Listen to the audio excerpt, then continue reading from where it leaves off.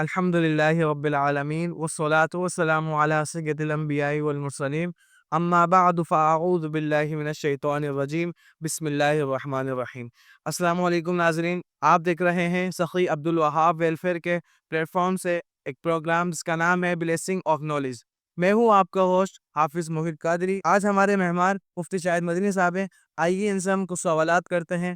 جزت ہمیں یہ ارشاد فرمائیے کہ انسان مرنے کے بعد کہاں جاتا ہے؟ بسم اللہ والحمد للہ والصلاة والسلام علی رسول اللہ۔ انسان مرنے کے بعد کہاں جاتا ہے؟ انسان مرنے کے بعد عالم برزخ میں جاتا ہے۔ عالم برزخ یہ دنیا اور آخرت کے درمیان ایک عالم ہے، اور یہ بہت بڑا عالم ہے۔ اس عالم میں کافر اور مسلمان دونوں نے ہی جانا ہے۔ مرنے کے بعد انسان عالم برزخ کے اندر ہوتا ہے۔ عالم برزخ یہ وہ عالم ہے کہ جہاں پر بندے کو مرنے کے بعد طویل عرصے تک رہنا ہے۔ جیسے ہی انسان کی روح اس کے جسم سے نکلتی ہے تو اب یہ عالم برزخ کی طرف بڑھ جاتا ہے، لیکن روح کا تعلق جسم کے ساتھ برقرار رہتا ہے۔ روح جیسے ہی جسم سے نکلتی ہے تو اب روح کا تعلق جسم سے باقی ہوتا ہے۔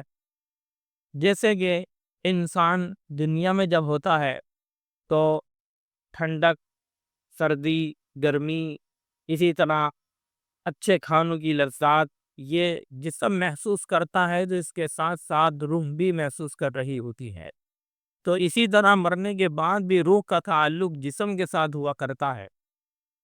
روح کے بارے میں حضور سید عالم صلی اللہ علیہ وسلم سے سوال کیا گیا، یسألونک عن الروح قل الروح من امر ربی وما اوتیتم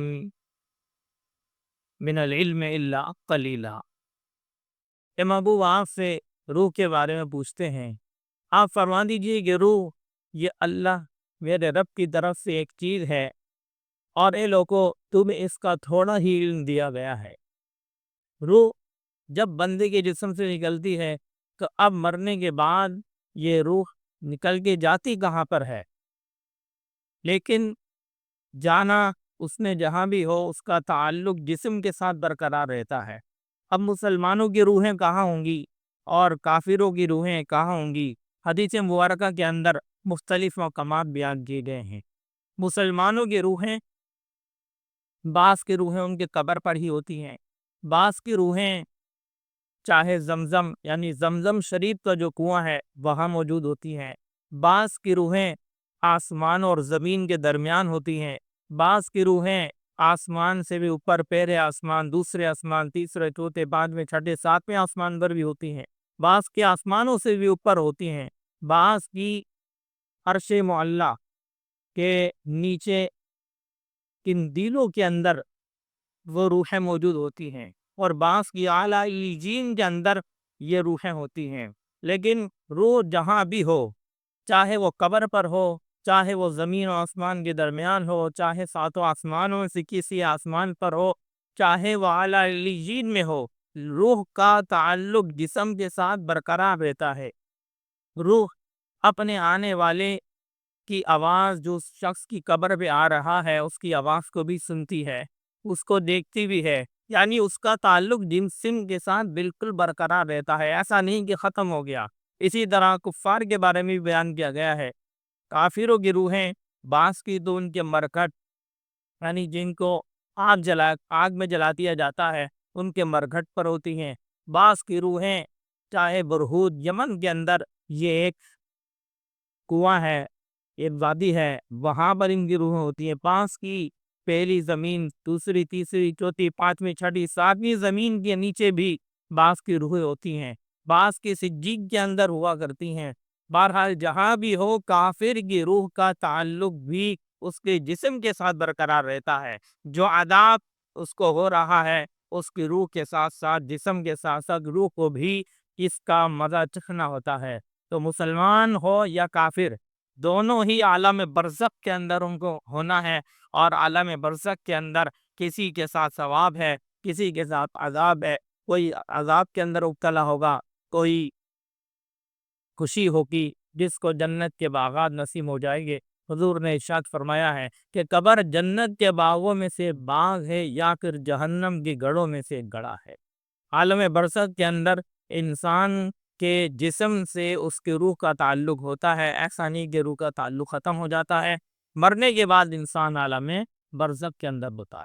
جی حضرت، آپ یہ ارشاد فرمائیے کہ صحبت کیسی ہونی چاہیے؟ کیا عالم کی صحبت فائدہ دیتی ہے؟ صحبت یقیناً اچھی ہی ہونی چاہیے۔ مفتی احمد یار خان نعیمی رحمۃ اللہ تعالی علیہ بیان کرتے ہیں کہ حتی الامکان جتنا ہو سکے بری صحبت سے بچو، کہ بری صحبت دنیا بھی برباد کر دیتی ہے اور آخرت بھی برباد کر دیتی ہے۔ کہ سانپ کی صحبت یہ جان لے لیتی ہے، لیکن برے یار کی صحبت یہ ایمان لے لیتی ہے۔ تو لہذا ہمیں بری صحبت سے بچنا ہے اور اچھی صحبت کو اختیار کرنا ہے۔ اچھی صحبت، آپ کو پتا ہے، آپ دیکھتے ہیں ایک مشہور مقولہ ہے کہ خربوزے کو دیکھ کے خربوزہ رنگ پکڑتا ہے۔ تو آپ اگر پھول کو، گلاب کے پھول کو آپ کسی مٹی کے اندر بھی رکھ دیں تو گلاب کا پھول اس مٹی کے اندر بھی اپنی خوشبو چھوڑ جاتا ہے۔ اسی طرح اچھا دوست ہے، اچھے کی صحبت ہے، یہ بھی آپ کو بہت ہی فائدہ دے گی۔ اچھے کی صحبت کے اندر بیٹھیں گے، آپ کو دنیا میں بھی فائدہ حاصل ہوگا، آخرت میں بھی فائدہ ہوگا۔ آپ دیکھیں، دنیا کے اندر ہم مثال دیکھتے ہیں، اگر کوئی شخص یہ شرابی کی صحبت میں بیٹھتا ہے تو وہ شرابی بن جاتا ہے، کوئی جواری کی صحبت میں بیٹھتا ہے وہ جواری بن جاتا ہے۔ اسی طرح اگر کوئی شخص نمازی کی صحبت اختیار کرتا ہے، اچھی صحبت اختیار کرتا ہے تو وہ نمازی بن جاتا ہے۔ وہ روزے دار کی صحبت اختیار کرتا ہے تو وہ روزہ دار بن جاتا ہے۔ وہ ماں باپ کے فرما بردار کی صحبت کو اختیار کرتا ہے تو وہ خود بھی ماں باپ کا فرما بردار بن جاتا ہے۔ اسی طرح اگر کوئی شخص ایسے لوگوں کی صحبت میں بیٹھ جاتا ہے جو جرائم کرنے والے ہیں، چوری کرنے والے ہیں، ڈکیتی کرنے والے ہیں، تو پھر وہ شخص بھی آہستہ آہستہ ان کے ساتھ ہی وہ کام کرنا شروع کر دیتا ہے۔ لہٰذا ہمیں چاہیے کہ ہم اچھی صحبت کو اختیار کریں اور بری صحبت سے حتی الامکان اپنے آپ کو بچاتے جائیں، کیونکہ اگر ہم نے بری صحبت اختیار کی، ایسا نہ ہو کہ بری صحبت ہمیں دنیا میں بھی برباد کر دے اور آخرت کے اندر بھی برباد کر دے۔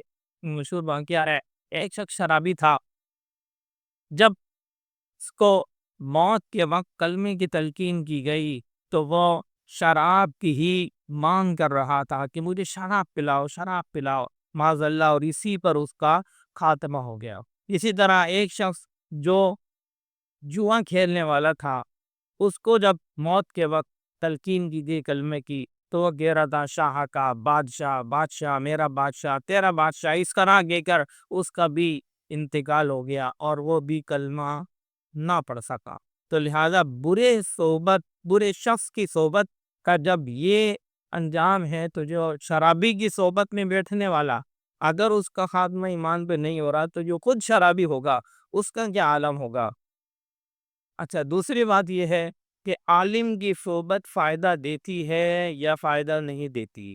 آپ یاد رکھیے گا کہ عالم کی صحبت تو یہ سمجھ لیں کہ ایک بہت بڑی نعمت ہے۔ اگر کسی شخص کو عالم کی صحبت نصیب ہو جائے تو سمجھے اس کے بارے ہی نہیں آ رہے ہیں، کیونکہ عالم وہ ہے کہ جو اسے دنیا کے جتنے بھی معاملات ہیں اس کی بھی گائیڈ لائن دیتا ہے۔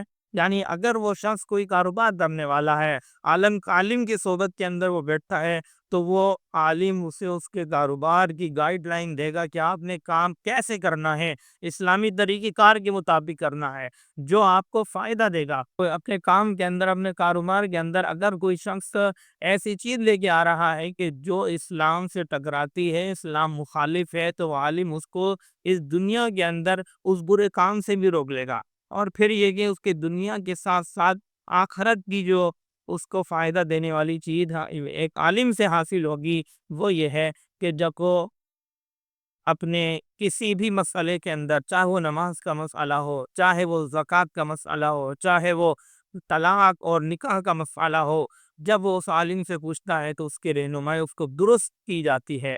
اگر وہ شخص عالم کی صحبت نہ بیٹھے، عالم کی صحبت کے اندر اگر وہ شخص نہیں بیٹھتا بلکہ کسی اور کی صحبت کا اختیار کر لیتا ہے تو پھر ان دونوں چیزوں سے وہ شخص محروم ہو جائے گا۔ لہذا عالم کی صحبت بندے کو دنیا میں بھی فائدہ دے گی اور آخرت میں بھی فائدہ دے گی۔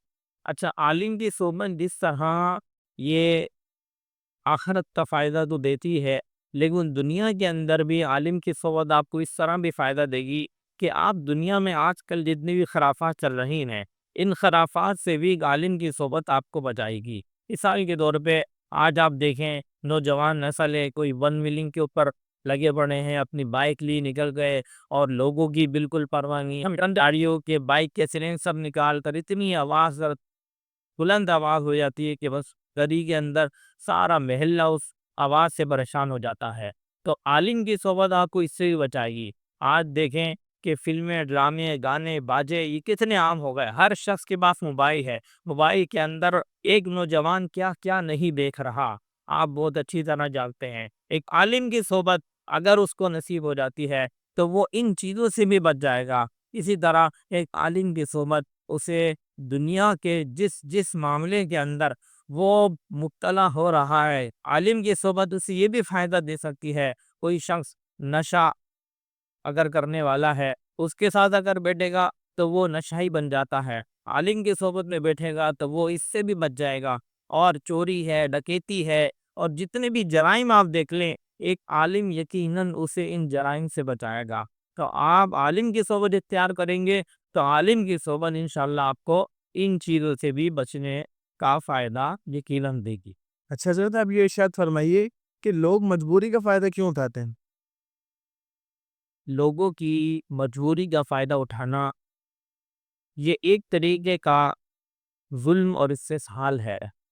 یعنی آپ یہ سمجھ لیں کہ ایک ضرورت مند شخص ہے، اس کو کسی بھی وجہ سے کسی چیز کی ضرورت ہے، وہ مجبور ہے، آپ اس کی مجبوری سے فائدہ اٹھا رہے ہیں، آپ اس کے پر ظلم کر رہے ہیں۔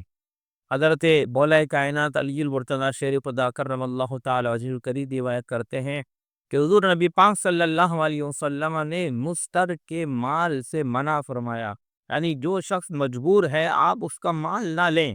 آپ دیکھیں بعض اوقات کوئی شخص مجبور ہو جاتا ہے، کسی کی ماں کا آپریشن ہے، اب اس کو پیسوں کی ضرورت پڑ گئی ہے، اب وہ کیا کرتا ہے، اپنے گھر کی کوئی بھی چیز، مثال کے طور پہ اپنی گاڑی بیچ دیتا ہے، 1 لاکھ کی بائک ہے اس کی، اگر اس کو 50,000 روپے چاہیے تو وہ 1 لاکھ کی بائک اپنی 50,000 کے اندر بیچنے کے لیے راضی ہو جاتا ہے، اور لوگ اس کی مجبوری کا فائدہ اٹھاتے ہوئے وہ 1 لاکھ کی بائک 50,000 میں خرید لیتے ہیں۔ یہاں پہ یاد رکھیے گا ایک اور روایت ہے، حضرت حذیفہ رضی اللہ تعالیٰ عنہ سے مروی ہے کہ نبی پاک صلی اللہ علیہ وسلم نے ارشاد فرمایا کہ مخلوق کا بدترین شخص وہ ہے جو مجبور کے ساتھ خرید و فروخت کرے۔ حضور نے 2 بار ارشاد فرمایا بے مستر حرام ہے، یعنی مجبور کے ساتھ بے کرنا یہ حرام ہے۔ یہاں پر 2 اعتبار ہیں، ایک تو یہ لینے والے کی طرف سے یہ حرام اور مکروہ قرار دیا جا رہا ہے کہ وہ لینے والا جو ہے اس شخص کی مجبوری سے فائدہ اٹھا رہا ہے تو اس لیے اس کے لیے یہ بے کرنا حرام ہے، لیکن دوسری طرف وہ شخص جو مجبور ہو کر اپنی چیز کو بیچ رہا ہے تو اس کے لیے کیونکہ وہ اپنی چیز پر راضی ہے، دینے پر راضی ہے، تو دونوں کے درمیان باہم رضامندی کی وجہ سے بے تو نافی ہو جائے گی، اور جو بے کے اصول ہیں اس کے مطابق دونوں ایک دوسرے کی چیزوں کے مالک ہو جائیں گے، وہ بائک کا مالک ہو جائے گا، وہ پیسوں کا مالک ہو جائے گا۔ لیکن یہاں پر بات ہی ہو رہی ہے اس کی مجبوری سے فائدہ اٹھانا۔